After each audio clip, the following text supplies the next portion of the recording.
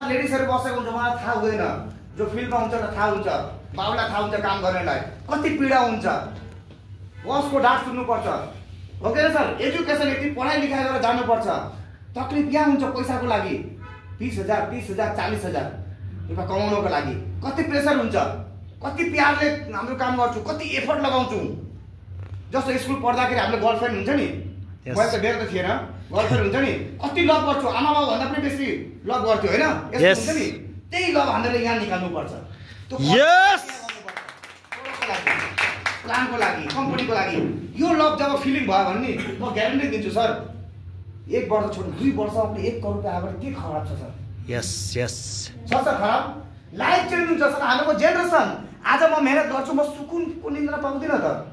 म सोच्छु कि म यहाँ कमाएर म एसमोज गर्न सक्दिन यो कसको लागि म लखपति करोडपति गएर गयो भने मेरो छोरा कहिले गरिब हुन्छ सर हुँदैन कहिले गरिब हुन्छ उ लखपति हुन्छ करोडपति भइरहेको छ अम्बानीको बच्चाले कहिले गरिब भएको छ सर मलाई भन्नुस् त कहिले भएको छैन त्यही भनेर भनेको आफू मर भने पनि सान भएर बस्नुपर्छ भोलि पर्सि जिन्दगी यस्तो हुनु पर्यो बहुत रमाइलो हुनु पर्यो सर सोच्नुहोस् आज अगर हामीले अगर 1 करोड रुपैयाँ कमाएर 2 करोड 5 करोड घरमा दिएर गयो भने नि हामीले मर भने पनि हाम्रो बुवाले हाम्रो फोटोमा हार लगाउँछ डेली ल्याएर छोरालाई भन्छ लिएर आउँछ नि हार किनेर राम्रो हार लगाइदिन्छ बाउलाई हप्तामा बदली गरिदिन्छ पूजा गर्छ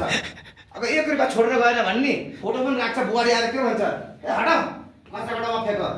यो पैसाको तागत हो म रियल भनेको अनि कुरा पनि छ यो पैसाको तागत हो मैले रियल कुरा भनेको आफ्नो जिते जिन्दामा आफूलाई राम्रो बनाउनु पर्छ पैसा कमाएर देखाउनु पर्छ ताकि नानीले नभनोस् साला मेरो बाबु भिखारी छ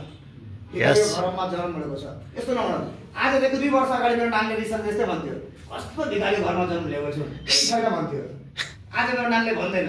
किन आज गाडीमा हिँड्छ मेरो छोराले भन्छ हिँड्छ छोरा अहिले गाडीमा हिँड्छ बाइक लिएको छु स्कुटी चलाउँछ अहिले जे भन्छ त्यही उसलाई म किनेर दिँदैछु किन भन्नुहोस् त नियमको तागत हो यस हामीले भोग्न आएको होइन नि सर यहाँ हामीले भोग्न मृत्यु त आउँछै आउँछ सर ग्यारेन्टी आउँछ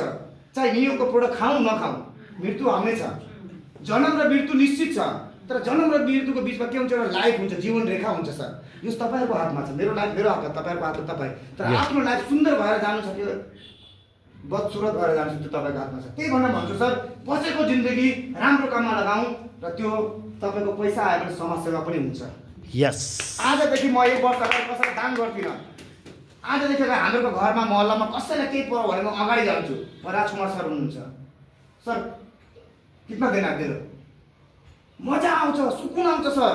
हेल्प गर्नको लागि पैसा हुनु पर्यो नि सर बिना पैसाले त घरमा बत्ती पनि बल्दैन सर ओके न पैसा कमाउनुहोस् त्यही भनेर भन्छु यो तपाईँको लाइफ टाइम रिवार्ड देखाएँ अब इम्पोर्टेन्ट छ जुन बार मलाई बेसी पैसा आउँछ यो मेरो रिवार्ड भयो रिवार्डको बादमा एउटा इन्कम छ जबरजस्त गजब इन्कम छ